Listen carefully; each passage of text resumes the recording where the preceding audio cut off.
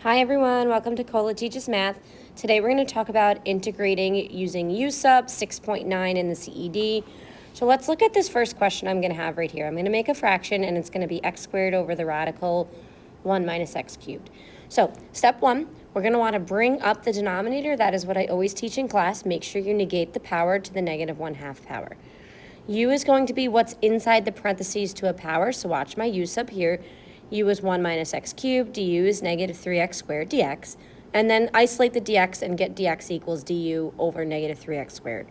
I like to put that in a bracket in my class to show that it's important, and I like to underline what we're replacing u with and the dx. We're not touching anything else. So now you can notice that I'm keeping the x squared, I'm color coding, I'm replacing u to the negative 1/2, and we're replacing dx.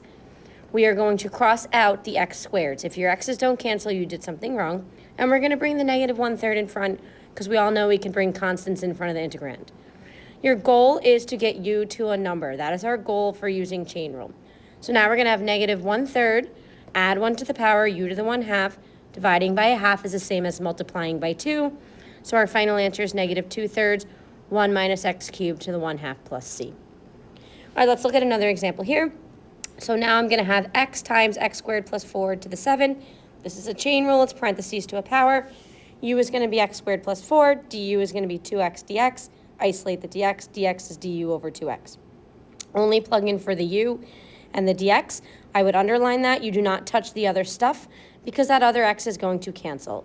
So now we're going to have x u to the 7th du over 2x.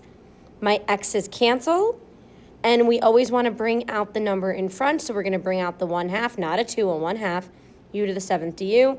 I reached my goal. Now we're going to add 1 to the power and divide, and make sure we simplify that to become 1/16. Replace the u, x squared plus 4 to the 8th, plus c.